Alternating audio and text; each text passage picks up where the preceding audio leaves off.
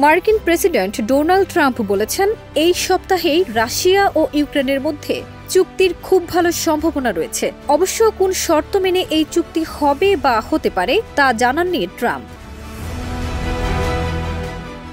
2022 সালের ফেব্রুয়ারি মাসে রাশিয়া ইউক্রেনে আগ্রাসন শুরু করার পর থেকে 3 বছরেরও বেশি সময় ধরে পূর্ব ইউরোপের এই দেশটিতে যুদ্ধ চলছে।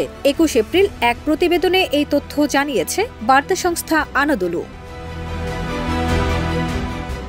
বার্তা সংস্থাটি বলছে, প্রেসিডেন্ট ডোনাল্ড ট্রাম্প জানিয়েছেন, চলমান রাশিয়া ইউক্রেন যুদ্ধ আবাসনের লক্ষ্যে এই সপ্তাহেই একটি চুক্তি হতে পারে এবং তার মতে এর খুব ভালো সম্ভাবনা রয়েছে।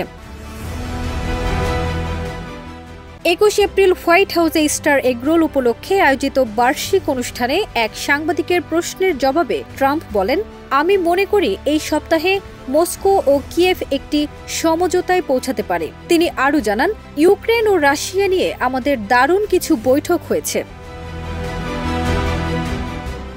এই সময় ইরানের সঙ্গে পারমাণবিক চুক্তি নিয়ে আলোচনার প্রসঙ্গ তোলেন ট্রাম্প। তিনি বলেন, ইরান বিষয়েও আমাদের ভালো বৈঠক হয়েছে। ইউরোপীয় ইউনিয়নের সঙ্গে চলমান বাণিজ্য উত্তেজনা নিয়ে তিনি আশাবাদ ব্যক্ত করে বলেন, আমরা সবার সঙ্গেই শেষ পর্যন্ত একটি চুক্তিতে পৌঁছাব।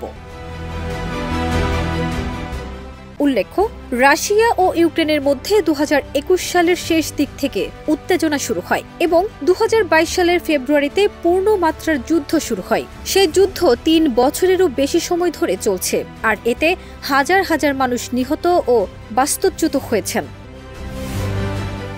ফারজানা নিকিতা, দেশ রূপান্তর।